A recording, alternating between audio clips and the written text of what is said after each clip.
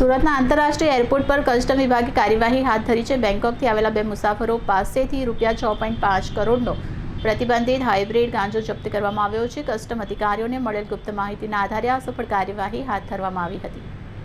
સૂત્રો પાસેથી મળતી માહિતી અનુસાર એર ઇન્ડિયા એક્સપ્રેસની ફ્લાઇટ નંબર IX263 દ્વારા બંને આરોપીઓ સુરત એરપોર્ટ પર લેન્ડ થયા હતા। શંકાના આધારે જ્યારે કસ્ટમની ટીમે તેમના સામાનની તલાશી લીધી તો તેના બેગેજમાંથી ભારે માત્રામાં ગાંજો મળી આવ્યો।